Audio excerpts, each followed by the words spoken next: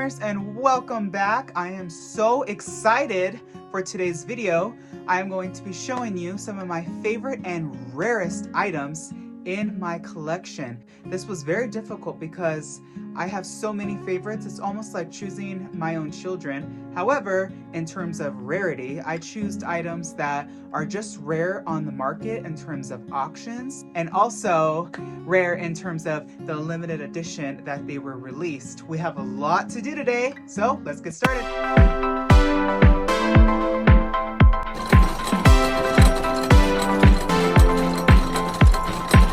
We're going to start out strong and straight to the biggest figure on the table. This is an original audio animatronic doll from the It's a Small World attraction at Disneyland. This doll is from the Holland section of the attraction, and she is one of the crown jewels of my collection. And what's really fun about this particular figure is she is one of the rare pieces in my collection that still has her parts in it. So let's see how she moves. For archival reasons, I generally do not plug her in very often. She is retired, so I like her just to enjoy retirement and sit in the case that she usually is in, but she is such a fun piece to have in my collection. Up next is going to be a very, very special piece. This is the Cinderella glass slipper from the 2015 live action version. This is just insane. The detail that they put into this shoe is by far the best version of the Cinderella slipper in my opinion. Now in terms of rarity, this piece is actually from the Disney store, and this was used in the display in front of the windows back in the day when the Disney store existed. I still cannot believe that they took away the Disney store. Can you believe that? It's insane. This is actually used in the Paint the Night parade at Disneyland. If you see Cinderella in the very back of the bell float, this shoe is actually rotating around, so it's pretty cool. Back with the live action, this is one of those limited edition pieces, and I believe there was 4,000 of these made. Don't quote me, I'll write it down here at the bottom.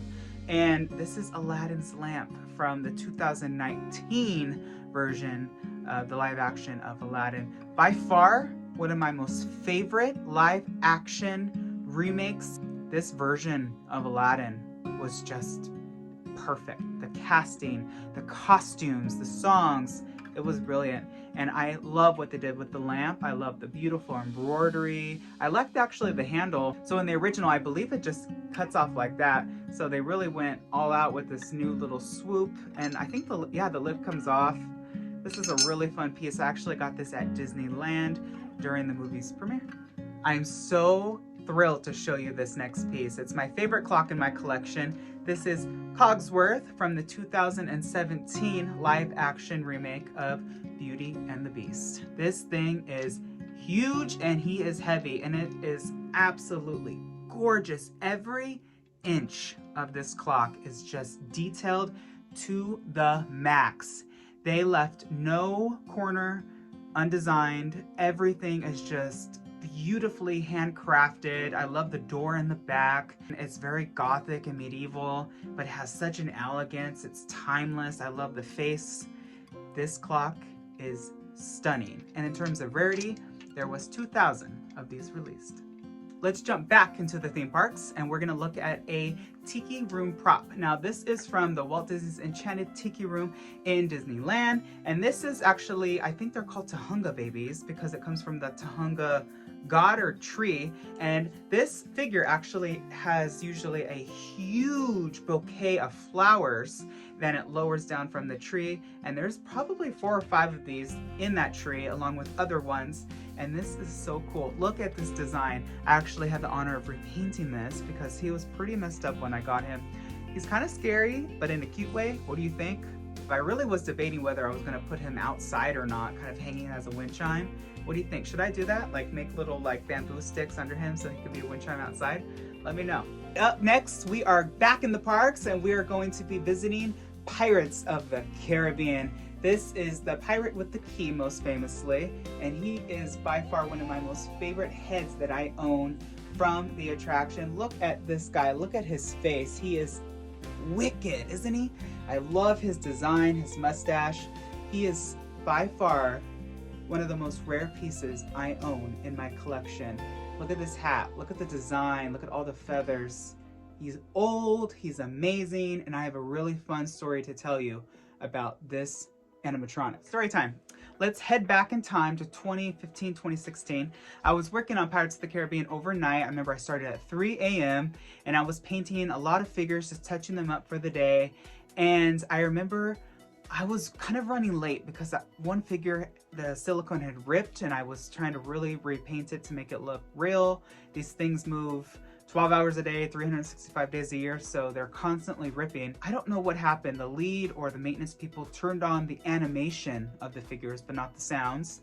And this guy, where I was actually right past him where that dog is barking, kind of where Johnny Depp is in the barrel. I was on the other side, and you have to walk in front of this pirate in order to get back into the auction scene, and then there's a little door hidden behind the cantina for you to exit the attraction backstage. So his movements are very expressive, obviously. He moves, he shows the key up high, he looks down a lot, and I could not get past this pirate. I was stuck. I was with my coworker Phil at the time, and he somehow timed it and ran past him barely. Now remember, I'm not just free-handed. I had my jacket, I had my paints, I had a big old box full of brushes. So I was very scared because I did not want to fall into the water right below. And these guys are very powerful. I actually have been hit by a moving animatronic, and they're like a car, they're a machine. And he would knock me into the water. I just didn't feel like falling into a boat. So I stood there for at least 5 minutes and studied and memorized his movements. And when I finally found the time to run, it turned off. The animation. So long story short, I was okay, but that's just something that I'll never forget, being trapped. I have been in the attractions before when guests, I guess I've lost track of time, and guests were coming in boats in Small World, and I had to dive behind figures or mountains and call my leader, my manager, and tell them, can you send a rescue boat because I'm stuck here, I'm trapped. That's all the time we have for today's episode. If you like this sort of content, please let me know. Hit subscribe, hit that like button, and ring that bell icon thing. That way you're notified whenever I upload a new video. I wish you all a wonderful day. Be nice to one another. And always remember, dreamers, not only to follow your dreams, but to chase them. Later, dreamers.